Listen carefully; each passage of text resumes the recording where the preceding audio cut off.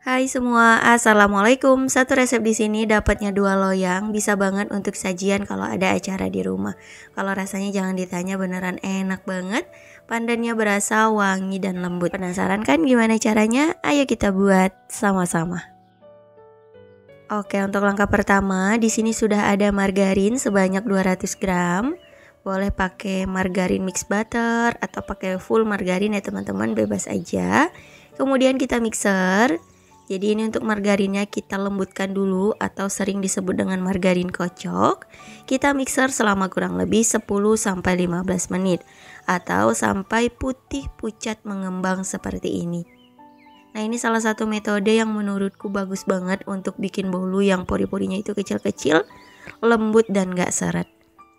Nah, kita ratakan dulu pakai spatula. Oke, cukup. Selanjutnya kita tambahkan minyak goreng sebanyak 100 ml, santan instan 130 ml, sedikit pasta pandan atau boleh secukupnya aja. Nah, kalau aku di sini sekitar 1 sampai 1,5 sendok teh ya teman-teman.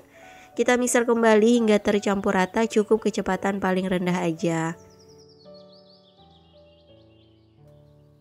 Oke, ini kita ratakan kembali pakai spatula, aduk hingga benar-benar tercampur ya. Nah, untuk bahan adonan margarinnya udah selesai, kita sisihkan dulu. Lanjut lagi kita bikin adonan telurnya. Siapin wadah, di sini aku pakai 10 butir.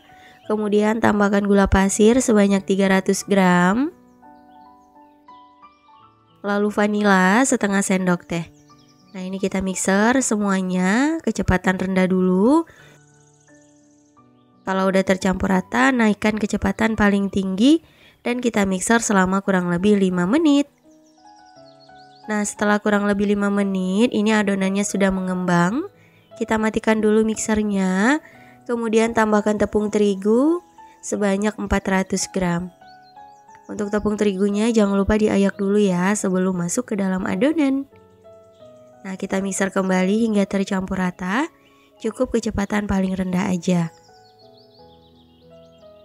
Jika dirasa udah rata, kita matikan dulu mixernya.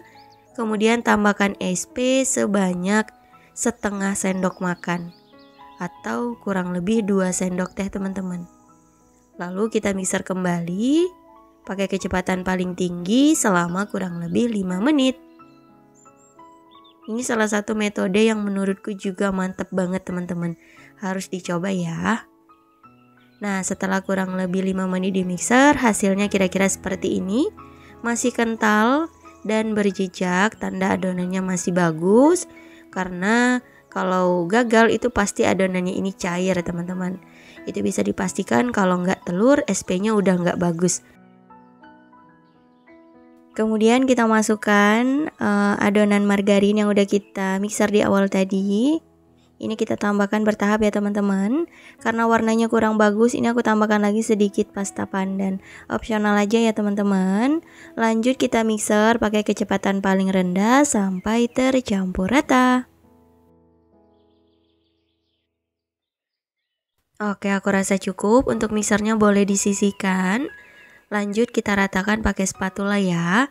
Gunakan metode aduk balik seperti ini untuk memastikan tidak ada bahan yang masih mengendap ataupun ada bahan yang masih menggumpal. Jadi yang kita putar itu wadahnya teman-teman, spatulanya tetap stay di tengah.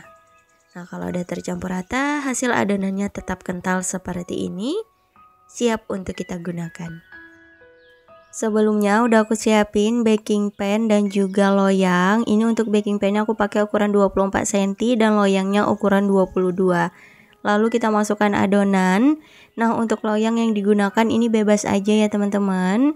Kalau misal mau hasilnya lebih tinggi pakai loyang 20 atau 22 itu boleh banget. Nah, karena di sini aku adanya baking pan jadi aku pakai yang ada di rumah aja.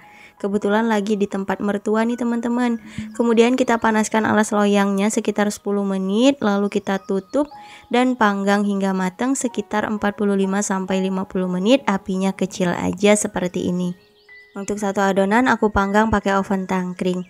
Dan setelah kurang lebih 45 menit, bolunya sudah matang, hasilnya cantik banget. Dites tusuk ya, kalau udah kering tandanya matang. Kita angkat selagi masih panas, langsung aja kita lepaskan dari baking pan-nya. Nah, kalau misal permukaan bolunya itu ingin lebih kering lagi, teman-teman boleh di menit terakhir itu dibuka penutupnya dan kita lanjut panggang sekitar 5 menit atau sampai matang. Tapi kalau menurut aku ini juga udah cakep. Lalu kita lepaskan dari loyangnya. Hasilnya mulus banget, cakep banget ya. Dan ini bolunya udah aku balik. Tuh, hasilnya mulus, cakep banget. Ini bisa banget ditambahkan untuk sajian kalau ada acara di rumah, untuk ide jualan pun bisa.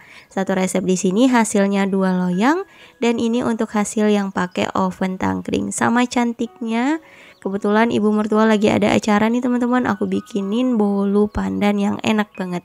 Boleh dicoba juga di rumah. Oke, selanjutnya kita potong-potong bolunya. Satu loyang di sini bisa dipotong menjadi 4 bagian seperti ini. Kemudian satu bagian kita potong lagi menjadi 2, lalu dipotong menjadi 3. Jadi satu loyang dapatnya sekitar 24 potong atau bisa disesuaikan aja dengan kebutuhan. Dipotong jadi 25 juga bisa teman-teman. Jadi satu resep di sini hasilnya 50 potong bolu. Alhamdulillah tiba-tiba udah selesai aja dipotong. Nah, hasilnya sebanyak ini. Tuh cakep banget, mulus banget bolunya. Ini bisa ditambahkan untuk kreasi ide jualan. Dan kalau untuk ide jualan teman-teman bisa kemas menggunakan plastik OPP. Di sini aku pakai ukuran 9 x 10 cm. Nah, kalau udah dikemas hasilnya jadi cakep banget teman-teman. Tuh, mantap ya. Ini cocok untuk sajian kalau ada acara di rumah. Tambahkan juga stiker ucapan, boleh banget, jadi lebih menarik dan bisa menambah harga jual. Cakep ya. Oke, langsung aja yuk kita cobain. Ini bolunya beneran empuk, lembut, pandannya berasa, wangi, manisnya pas, enak dan gak seret. Pokoknya mantul, pori-porinya juga kecil-kecil banget teman-teman. Recommended. Pakai metode ini bolu jadi lebih enak. Selamat mencoba, semoga berhasil, semoga suka sama rasa bolunya. Terima kasih banyak ya teman-teman udah nonton videoku hingga akhir. Insya Allah kita bertemu lagi di next video. Wassalamualaikum warahmatullahi wabarakatuh. Bye bye.